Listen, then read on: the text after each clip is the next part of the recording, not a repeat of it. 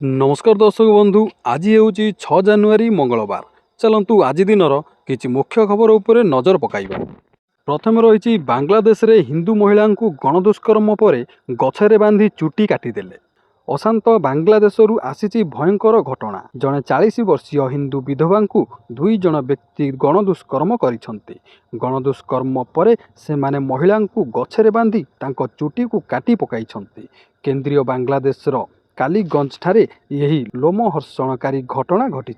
परवर्ती खबर, मुख्यमंत्री योगी आदित्यनाथ प्रधानमंत्री नरेंद्र मोदी को प्रधानमंत्री बासभवन में भेटिचंती। यही साक्षात समय दुई नेता राज्य कैबिनेट संप्रसारण एवं 2027 विधानसभा निर्वाचन पाई रणनीति उपरे आलोचना करने को प्रधानमंत्री मोदी एवं मुख्यमंत्री योगी मध्य होइथिबा एही साक्षात प्राय 1 घंटा धरी चलीथिला। यह राजनैतिक महल रे आलोचनार विषय पलटिछि। परवर्ती खबर, खरीफ धान संग्रह पाई प्रति पंचायत रे धान मंडी खोलिछि। चाषी मंडी रे धान देबे, क्विंटाल पिछा 3169 टंका पाइबे। डिसेम्बर 23 तारिखरू मंडी रे धान किणा आरंभ होइथिबा बेले एबे भी अनेक स्थान रे मंडी अचल अवस्था थिबारु धान बिक्री करि पारु नाहंती चाषी। परवर्ती खबर, तमिलनाडु आसी बिहार में पहुंची विश्वर सर्वबृहत शिवलिंग। 33 फुट उच्च 210 टन ओजनर शिवलिंग मोतिहारी रामायण मंदिर रे स्थापन हेब। गोटे ग्रानाइट खंडरे यही सर्वबृहत शिवलिंग को खोदित करा जाइछि। महाबलीपुरम रे कुशली कारीगर माने 10 वर्ष धरी अति सतर्कतार सहित यह निर्माण करुथिले। एथिपाई प्राय 3 कोटी टंका खर्च होइछि। मोतिहारी रामायण मंदिर को जीवा बाटरे गोपालगंज रे शिवलिंग को पूजाचर्ना करुछंती श्रद्धालु। परवर्ती खबर, जारी रहिबो मिलर्स एसोसिएशन आंदोलन। सरकारक सह मिलर्स एसोसिएशन बैठक विफल। सरकार दाबी पूरण नहीं लिखित प्रतिश्रुति न देबा जाए आंदोलन जारी रखिबाकु निष्पत्ति नेइछि संघ। राज्यर सबु जिल्ला रे धान संग्रह प्रक्रिया बंद रखिबाकु संघ निष्पत्ति नेइछि। आज विभिन्न दाबी नहीं जोगाण निगम एमडी सह बैठक बसिथिला। परवर्ती खबर, एकाधिक मुंड गड़िबा परे आम बस को नहीं तत्परता। आम बस गड़िबा आगरू करा जाइछि शपथ पाठ। सड़क सुरक्षा नियम पालन करने सहित अधिक स्पीड रे गाड़ी न चलाइबाकू शपथ नैचंती ड्राइवर और अन्य कर्मचारी माने। परवर्ती खबर, तेजिला ओमसा आंदोलन। आउ घंटाए नुहे आजिठू 2 घंटा ओपीडी बंद। सकाळ 9टारू 11टा जाए सरकारी डाक्तरखाना रे ओपीडी सेवा बंद करी आंदोलन को ओह्लाइचंती डाक्तर। यही 2 घंटा ओपीडी रे डाक्तर रोगी देखिले नहीं। 14 तारिख सुद्धा सरकार दाबी उपरे कौनसी पदक्षेप ननेले परवर्ती समय रे उभय सकाळे और अपराह्न रे 2 घंटाए लेखाए ओपीडी बंद करने को चेतावनी देइथिला ओमसा। तेबे एही समय रे समस्त जरूरीकालीन सेवा जारी रहिथिला। परवर्ती खबर, दिल्ली दंगा सहित जड़ित अभियुक्त रे गत 5 वर्ष धरी जेल रे थिबा उमर खालिद शर्जिल इमाम को सुप्रीम कोर्ट रो एक बड़ झटका लागिछि। हाईकोर्ट पर सुप्रीम कोर्ट एबे सेमानंकर जामिन आवेदन को खारज कर देइछंती। तथापि अन्य 5 अभियुक्त को जामिन प्रदान करा जाइछि। विचारपति अरविंद कुमार एवं एनवी आंजारियांक खंडपीठ अभियुक्त एवं दिल्ली पुलिस जुक्ति शुणिबा परे गत डिसेम्बर 10 तारिख रे निष्पत्ति संरक्षित रखिथिले, जहां आज प्रदान करा जाइछि। परवर्ती खबर, पुणी अमेरिका रे सामना को आसिला एक चांचल्यकर घटना। प्रेमिक अपार्टमेंट रे पड़ी प्रेमिकार मर शरीर। आउ कुआडे गायब हो जाइछि प्रेमिका। सेपटे अनेक दिनरू झियो निखोज थिबा रिपोर्ट करा जाइथिला। गत सप्ताह रे निखोज होइथिबा जड़े 27 वर्षीय भारतीय महिला अमेरिका रे मृत अवस्था मिलिछंती। पुलिस संदेह करुछि जे तांको पूर्वतन प्रेमिक तांको हत्या करी भारत पलाई जाइछंती। मृत महिला नाम निकिता गोड़ीसाला। से एलिकोट सिटी रो बासिंदा। जानुआरी 2 तारिख रे निखोज होइथिबा रिपोर्ट होइथिला। परवर्ती खबर, सोमवार सकाळे आसाम रे एक शक्तिशाली भूकंप होइछि। जातीय भूकंप विज्ञान केंद्र अनुसार भूकंपर केंद्रस्थल आसाम रो मोरीगांव जिल्ला रे थिला एवं एहार तीव्रता रिक्टर स्केल रे 5.1 मपा जाइथिला। ଆସାମ ଏବଂ ଅନ୍ୟାନ୍ୟ ଉତ୍ତର ପୂର୍ବ ରାଜ୍ୟଗୁଡ଼ିକରେ ଶକ୍ତିଶାଳୀ ଭୂକମ୍ପ ଅନୁଭୂତ ହୋଇଥିଲା, ଯାହା ଫଳରେ ଲୋକମାନେ ଭୟଭୀତ ହୋଇ ଘରୁ ବାହାରି ଆସିଥିଲେ। ପ୍ରାୟ 4:17 ଭୂକମ୍ପ ହୋଇଥିଲା, ଯେତେବେଳେ ଅଧିକାଂଶ ଲୋକ ଶୋଇଥିଲେ। ପରବର୍ତ୍ତୀ ଖବର, ଭାରତ ଉପରେ ଆହୁରି ବଢ଼ିପାରେ ଟାରିଫ୍। ରୁଷକୁ ତେଲ କିଣିବାକୁ ନେଇ ଟ୍ରମ୍ପ ଦେଖାଇଲେ ନାଲି ଆଖି। ରୁଷକୁ ନେଇ ଭାରତକୁ ନାଲି ଆଖି ଦେଖାଇଲା ଆମେରିକା। ନୂଆଦିଲ୍ଲୀ, ରୁଷ ତେଲ ପ୍ରସଙ୍ଗରେ ସହଯୋଗ ନ କଲେ ଭାରତ ଉପରେ ବଢ଼ିପାରେ ଟାରିଫ୍। ସୋମବାର ଆମେରିକା ରାଷ୍ଟ୍ରପତି ଡୋନାଲ୍ଡ ଟ୍ରମ୍ପ କହିଛନ୍ତି, ନୂଆଦିଲ୍ଲୀ ସହଯୋଗ ନ କଲେ ଭାରତର ରପ୍ତାନି ଉପରେ ଅଧିକ ଟାରିଫ୍ ଲଗାଇବୁ। ପରବର୍ତ୍ତୀ ଖବର, ରାତି ଅଧରେ ଜଳିଗଲା ଗାଁ, ଶୋଇଥିବା ବେଳେ ପୋଡ଼ିଗଲା 7 ପରିବାର। ଭୀଷଣ ଅଗ୍ନିକାଣ୍ଡ, ଆଖି ପାଇବା ପର୍ଯ୍ୟନ୍ତ ଦେଖାଯାଉଛି ନିଆଁ। ରାତି ଅଧରେ ନିଆଁ ପୁରା ଗାଁକୁ ଜାଳି ଛାରକାର କରିଦେଇଛି।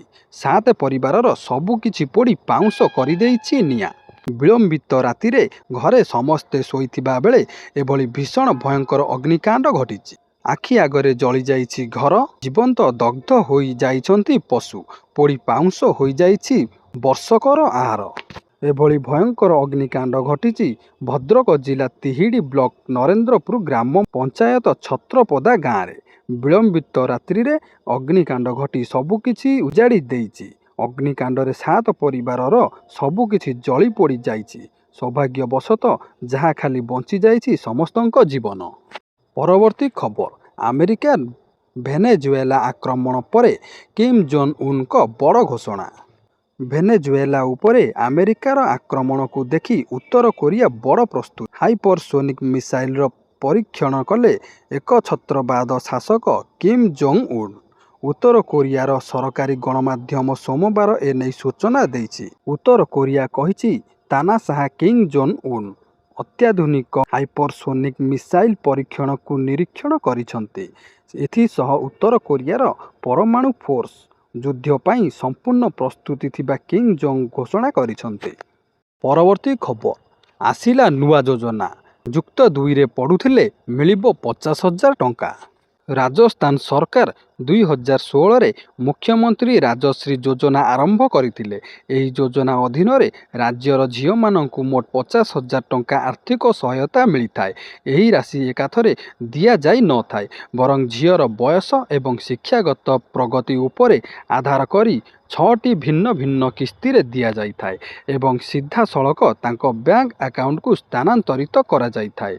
ଏହି ଯୋଜନାର ମୁଖ୍ୟ ଉଦ୍ଦେଶ୍ୟ ହେଉଛି କନ୍ୟା ଭ୍ରୂଣ ହତ୍ୟା ରୋକିବା, ଲିଙ୍ଗ ଅନୁପାତରେ ଉନ୍ନତି ଆଣିବା ଏବଂ ଝିଅମାନଙ୍କ ଶିକ୍ଷାକୁ ଉତ୍ସାହିତ କରିବା। ପରବର୍ତ୍ତୀ ଖବର, ଆପଣଙ୍କ ଗାଡ଼ି ବ୍ୟାଟେରୀର ମଧ୍ୟ ରହିବ ଆଧାର କାର୍ଡ଼।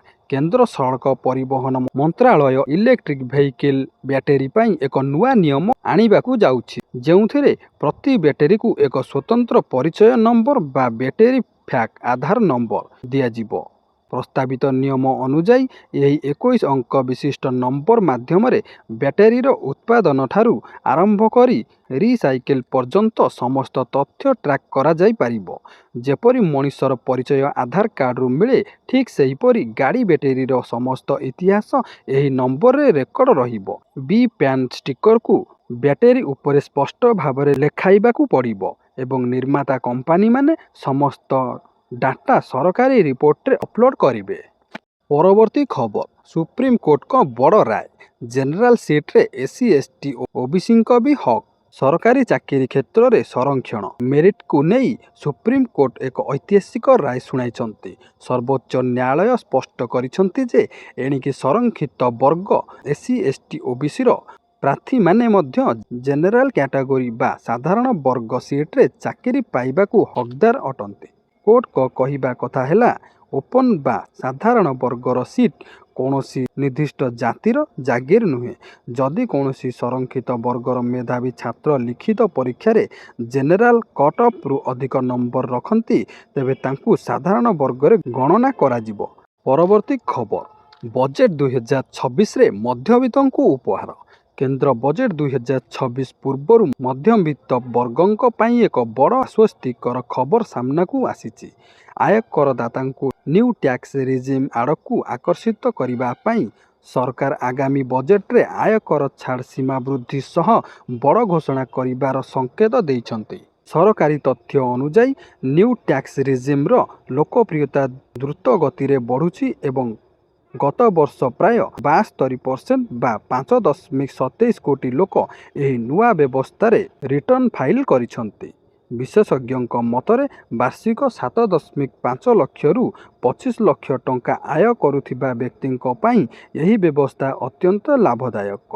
ଉଦାହରଣ ସ୍ୱରୂପ 15 ଲକ୍ଷ ଟଙ୍କା ଆୟ ଉପରେ ପୁରୁଣା ଅପେକ୍ଷା ନୂଆ ନିୟମରେ ପ୍ରାୟ 36,400 ଟଙ୍କାର ସଞ୍ଚୟ ହେଉଛି।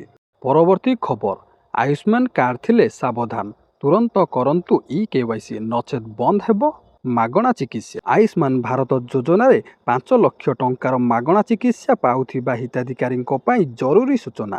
ଯଦି ଆପଣ ତୁରନ୍ତ ଏହି ଗୋଟିଏ କାମ କରିନାହାନ୍ତି, ତେବେ ଆପଣଙ୍କ ମାଗଣା ଚିକିତ୍ସା ସୁବିଧା ସବୁଦିନ ପାଇଁ ବନ୍ଦ ହୋଇଯାଇପାରେ।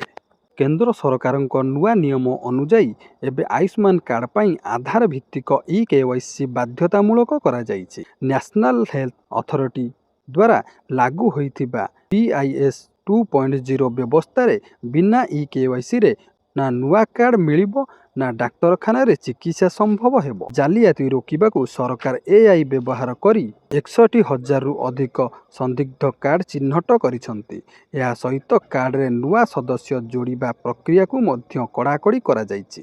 ତେଣୁ ହସ୍ପିଟାଲରେ ହଇରାଣ ନ ହେବା ପାଇଁ ଆଜି ହିଁ ନିଜର ଇ-KYC ଅପଡେଟ୍ କରାଇ ନିଅନ୍ତୁ। ପ୍ରଥମେ ରହିଛି ଲାଗି ରହିବ ଘନ କୁହୁଡ଼ି। ରାଜ୍ୟରେ ଶୀତ ସାମାନ୍ୟ କମିଥିବା ବେଳେ କଲବଲ କରୁଛି ଘନ କୁହୁଡ଼ି।